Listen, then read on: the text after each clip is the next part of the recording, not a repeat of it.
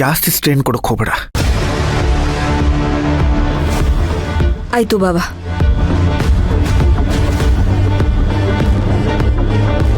ಸಿಗೋಣ. ಹಾ.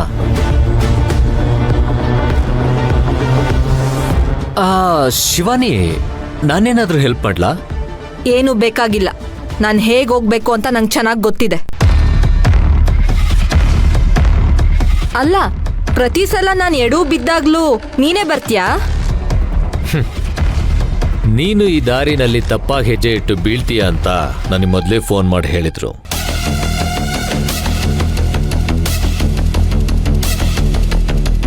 ಅದಕ್ಕೆ ನಾನು ಆಂಬ್ಯುಲೆನ್ಸ್ ತರ ಬೇಗ ಬೇಗ ಓಡೋಡ್ ಬಂದೆ. ಅಷ್ಟರಲ್ಲಿ ನೀನು ಬಿದ್ಬಿಟ್ಟಿದ್ಯಾ. ಪರವಾಗಿಲ್ಲ, ನಿನಗೆ ಫೋನ್ ಮಾಡಿದವರು ತುಂಬ ಚೆನ್ನಾಗಿ ನನ್ನ ಅರ್ಥ ಮಾಡ್ಕೊಂಡಿದ್ದಾರೆ. ಮುಂದೆ ಇದಕ್ಕೆ ಎಲ್ಲಿ ಯಾವಾಗ ಏನು ಉತ್ತರ ಕೊಡಬೇಕು ಅಂತ ನಂಗೆ ಚೆನ್ನಾಗಿ ಗೊತ್ತು. ಆವಾಗಲೇ ಕೊಡ್ತೀನಿ.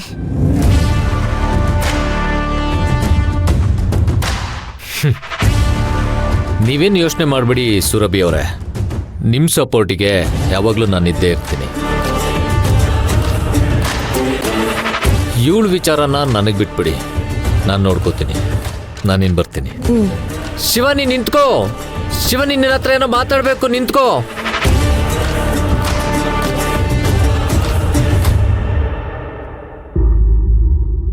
ಅಳಿಯಂದ್ರೆ.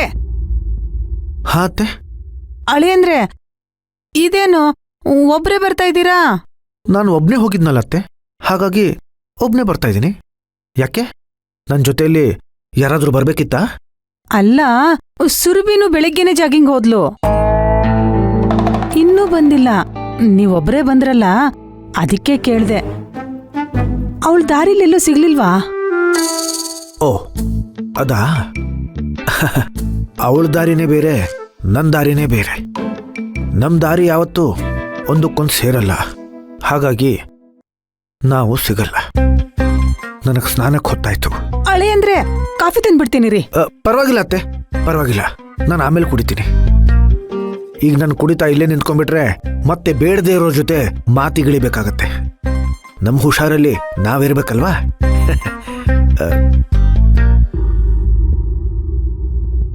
ಅಯ್ಯೋ, ಇವಳೆಲ್ಲಿ ಹೋದ್ಲು, ಏನ್ ಮಾಡ್ತಿದ್ದಾಳೆ ಅಂತ ಒಂದು ಗೊತ್ತಾಗ್ತಿಲ್ವೇ?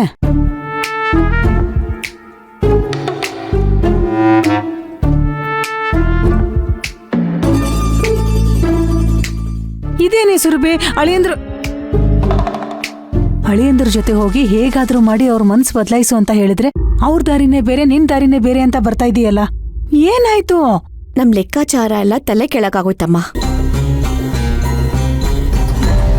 ನಾವ್ ಏನೇ ಪ್ಲಾನ್ ಮಾಡಿದ್ರು ಅದಕ್ಕೆ ಕಲ್ಲು ಹಾಕಕ್ಕೆ ಅಂತಾನೆ ಒಬ್ರಿರ್ತಾರಲ್ಲ. ಯಾರೇ ಕಲ್ಲಾಕಿದ್ದು? ಇನ್ಯಾರು? ಶಿವಾನಿ. ಅವಳದೆಲ್ಲಿಂದ ಗಂಟು ಬಿದ್ಲು. ಯಾವಾಗ್ಲೂ ಅಳಿಯಂದ್ರ ಹಿಂದೆ ಬೇತಾಳೆ ತರ ಬಿದ್ದಿರ್ತಾಳೆ. ಅವಳಿಗೆ ಫೋನ್ ಮಾಡಿ ಸರಿಯಾಗಿ ಹೋಗಿತೀನಿರು. ಅಮ್ಮ, ಎಲ್ಲದಕ್ಕೂ ನೇರವಾಗಿ ಜವಾಬ್ ಕೊಡಬಾರ್ದು. ಅವಳು ಹೇಗ್ ಕೊಟ್ಲೋ ಹಾಗೆ ನಾನು ವಾಪಸ್ ಕೊಟ್ಟಿದ್ದೀನಿ ಬಿಡು. ಜವಾಬು ಅಂದ್ರೆ? ಅವಳು ಹೀಗೆ ಬಂದು ಕಾಟ ಕೊಡ್ತಾಳೆ ಅಂತ ನನಗೆ ಚೆನ್ನಾಗಿ ಗೊತ್ತಿತ್ತು. ಅದಕ್ಕೆ ರಘುವೀರ್ ಅವ್ರಿಗೆ ಫೋನ್ ಮಾಡಿ ಮೊದಲೇ ಹೇಳಿದ್ದೆ. ಅವಳು ಸೂರ್ಯನ್ ಗಮನನ ತನ್ನ ಕಡೆಗೆ ಎಳ್ಕೊಳ್ಳೋದಕ್ಕೆ ನೋಡಿದ್ಲು. ಅಷ್ಟರಲ್ಲಿ ರಘುವೀರ್ ಅವ್ರು ಬಂದು ಎಲ್ಲ ತಮ್ಮ ಕಂಟ್ರೋಲಿಗೆ ತಗೊಂಡ್ರು. ಇದೆಲ್ಲ ಜುಜ್ಬಿ ಮ್ಯಾಟ್ರಮ್ಮ. ನೀನ್ ಅವಳ ಬಗ್ಗೆ ತಲೆ ಕೆಡ್ಸ್ಕೊಳಕ್ ಹೋಗ್ಬೇಡ. ಇಲ್ಲ ಕಣೆ ಸುರಭಿ, ಆ ಪಾತ್ರೆಗಿತ್ತಿನ ಇಷ್ಟೆಲ್ಲ ಹಾರೋಡಕ್ಕೆ ಬಿಡಬಾರ್ದು ನಾವು. ಒಂದಲ್ಲ ಒಂದಿನ ಅವಳಿಗೆ ಸರಿಯಾಗಿ ಕೊಡ್ತೀನಿ. ಅಮಾರೇ, ನೀವು ಒಂದು ಮಾತೇಳಿ ಹಣ್ಣುಗಾಯಿ ನೀರ್ಗಾಯಿ ಮಾಡಕ್ ಬಿಡ್ತೀನಿ. ಕೆಲ್ಸ ಆಗ್ಲಿ ಕಿರಿಕಾಗ್ಲಿ ನಿಮ್ಮ ಸೇವೆಗೆ ಈ ಗನ್ ಗೋಪಾಲ ಸದಾ ಸಿದ್ಧ. ಅಮ್ಮನವ್ರೆ ನೋಡಿ, ಯಾರ್ ಎಷ್ಟು ಕೊಡ್ಬೇಕು, ಎಲ್ಲಿ ಕೊಡ್ಬೇಕು, ಯಾವಾಗ ಕೊಡ್ಬೇಕು ಹೇಳಿ ಕೊಟ್ಟು ಬರ್ತಾ ಇರ್ತೀನಿ. ಹೇಳಿ ಹೇಳಿ ಹೇಳಿ ಹೇಳಿ ಅಮ್ಮನವ್ರೆ. ಗನ್ ಬಿಟ್ರಿ ಗೋಪಾಲ. ಅಬಾ, ನಮ್ದೇ ನಮಗ್ ಟೆನ್ಷನ್ ಅಂದ್ರೆ ನೀನ್ ಬೇರೆ. ನಾನ್ ಬೇರೆ ಅಲ್ಲ ಅಮ್ಮನವ್ರೆ, ನಾನೆಂದು ನಿಮ್ಮವನೇ, ನಿಮಗಾಗಿ ಬಂದವನೇ. ನಮಗ್ಯಾರ ಹಂಗೇನು, ನಮಗ್ಯಾರ ಭಯವೇನು, ಆ ಸಿಂಹದ ಮರಿನ. ಆಯ್ತು ಬಿಡಿ, ಅದ್ಯಾರ ಕರೀತಾರೆ ಹೋಗಿ. ಅವ್ರು ಕರೀತಾ ಇದಾರೆ, ಯಾರ್ ಕರೀತಾ ಇದಾರೆ, ಯಾರನ್ನ ಕರೀತಾ ಇದಾರೆ, ಯಾರು ಹೋಗ್ಬೇಕು ನೆಟ್ಟಿಗೆ ಹೇಳೋ. ಇದೊಳ್ಳೆ ಪಚಿತಿ ಆಯ್ತಲ್ಲಪ್ಪ. ಯಾರನ್ನ ಯಾರು ಕರೆದ್ರು ಅನ್ನೋದನ್ನೇ ಮಾರ್ತು ಬಿಟ್ನಲ್ಲಪ್ಪ. ಅಯ್ಯೋ ಒಂದು ನಿಮಿಷ ಹೇಳ್ತೀನಿ.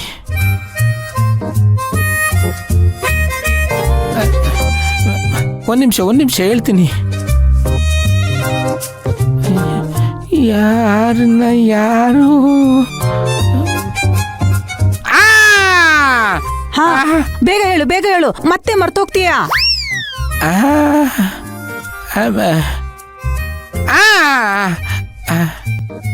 ಹೇಳೋ ಗೋಪಾಲ.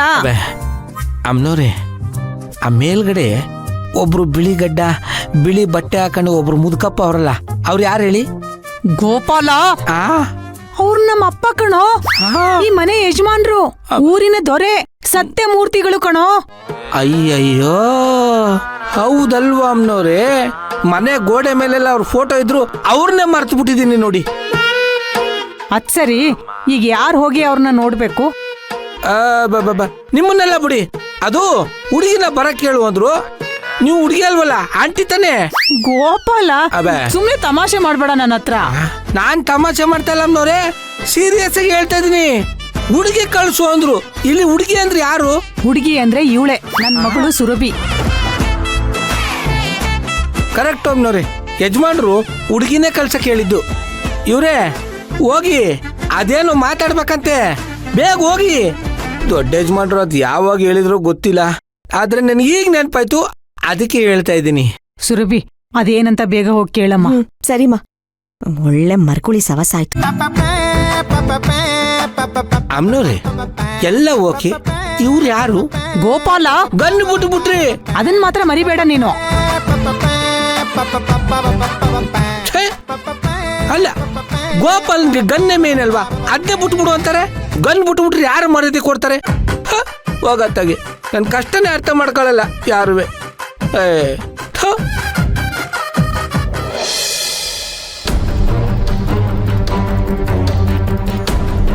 ತಾತ ಬರಕ್ ಹೇಳಿದ್ರಂತೆ? ಹೌದಮ್ಮ, ಬಾ ಕೂತ್ಕೋ. ಪರವಾಗಿಲ್ಲ. ಇವರು ನಮ್ಮ ಫ್ಯಾಮಿಲಿ ಲಾಯರು ಗುಣಶೇಖರ್ ಅಂತ. ನಮಸ್ಕಾರ. ನಮಸ್ಕಾರ ಮೇಡಮ್. ಸರ್, ಅಂಬಾ ನದಿ ಹತ್ರ ಇರೋ ನಮ್ ಕೆಲವೊಂದು ಜಮೀನು ಲಿಟಿಗೇಷನ್ ಅಲ್ಲಿ ಇತ್ತು ಅಂತ ನನಗೆ ಗೊತ್ತು. ಅದ್ರ ಕೇಸ್ ನಡೀತಾ ಇದೆ ಸರ್. ಆ ವಿಷಯವಾಗಿ ಇವ್ರು ಮಾತಾಡಕ್ ಬಂದಿಲ್ಲಮ್ಮ. ಮತ್ತೆ ಗುಣಶೇಖರ್ ಅವರೇ, ದಾನ ಧರ್ಮಕ್ಕೆ ಅಂತಾನೆ ಕೆಲವು ಆಸ್ತಿ ಪತ್ರಗಳನ್ನೆಲ್ಲ ಇಟ್ಟಿದ್ವಲ್ಲ, ಅದನ್ನೆಲ್ಲ ಸ್ವಲ್ಪ ಓದಿ ಹೇಳಿ ಇವಳಿಗೆ. ಸರಿ ಸರ್, ಆಯ್ತು.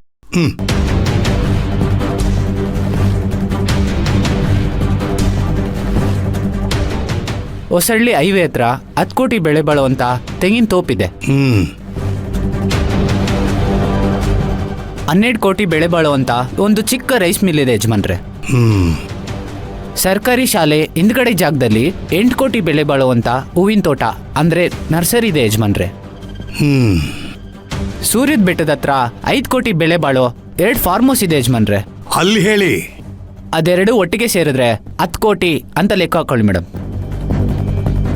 ಇನ್ನು ಜಗದಂಬ ದೇವಸ್ಥಾನದ ಹತ್ರ 6 ಕೋಟಿ ಬೆಳೆ ಬಾಳೋ 3 ಗೆಸ್ಟ್ ಹೌಸ್ ಇದೆ ಮೇಡಮ್. ಇನ್ನು ಸಣ್ಣ ಪುಟ್ಟ ಜಮೀನು ತೋಟ ಎಲ್ಲ ಸೇರಿ ಅಲ್ಲಲ್ಲಿ 4 ಕೋಟಿ ಪ್ರಾಪರ್ಟಿಗಳು ಸಿಗುತ್ತೆ ಮೇಡಮ್. ಇನ್ನು ಲೆಕ್ಕದಲ್ಲಿ ಸಾಕಷ್ಟು ಇದೆ ಯಜಮಾನ್ರೆ. ಆಯ್ತು ಗುಣಶೇಖರ್ ಅವರೇ, ಮಾತುಕತೆ ಎಲ್ಲ ಮುಗಿದ ಮೇಲೆ ನಿಮ್ಮನ್ನ ಮತ್ತೆ ಬರಕ್ ಹೇಳ್ತೀನಿ. ತಾವೀಗ ಹೊರಡಬಹುದು. ಆಗ್ಲೇ ಯಜಮಾನ್ರೆ, ನಾನು ಇನ್ನೂ ಹೊಡ್ತೀನಿ. ಬರ್ತೀನಿ ಮೇಡಮ್. ಸುರಭಿ. ಹಾ ತಾತ. ನಮ್ಮ ಹತ್ರ ಈ ರೀತಿ ಎಷ್ಟೋ ಬಿಡಿ ಆಸ್ತಿ ಪತ್ರಗಳಿವೆ. ಅವ್ರು ಹೇಳಿದ್ದನ್ನ ಸರಿಯಾಗಿ ಕೇಳಿಸ್ಕೊಂಡೆ ಅಲ್ವಾ? ಹ್ಞೂ ತಾತ, ಕೇಳಿಸ್ಕೊಂಡೆ. ಆದ್ರೆ ಇದನ್ನೆಲ್ಲ ನನಗ್ಯಾಕೆ ಹೇಳ್ತಿದ್ಯಾ ಅಂತ ನಂಗೆ ಅರ್ಥ ಆಗ್ಲಿಲ್ಲ. ನೋಡಮ್ಮ, ಮನುಷ್ಯ ಸಹಜವಾಗಿ 2 ವಿಚಾರಕ್ಕೆ ತುಂಬಾನೇ ಆಸೆ ಪಡ್ತಾನೆ. ಒಂದು ಮಣ್ಣಿಗೆ, ಇನ್ನೊಂದು ಅಧಿಕಾರಕ್ಕೆ. ಹಾಗಾಗಿ ಅವಕಾಶ ಸಿಕ್ಕಾಗೆಲ್ಲ ಇದನ್ನ ಹೇಗಾದ್ರೂ ಮಾಡಿ ಹೊಡ್ಕೋಬೇಕು ಅಂತ ಹೊಂಚ್ ಹಾಕ್ತಾನೆ ಇರ್ತಾನೆ. ಅದರಿಂದ ಸಿಗೋ ಕೆಟ್ಟ ಕರ್ಮ ಫಲಗಳ ಬಗ್ಗೆ ಯೋಚನೆ ಮಾಡೋದೇ ಇಲ್ಲ. ಏನೂ ಮಾಡಕ್ಕಾಗಲ್ಲಮ್ಮ. ಬಿಟ್ಟ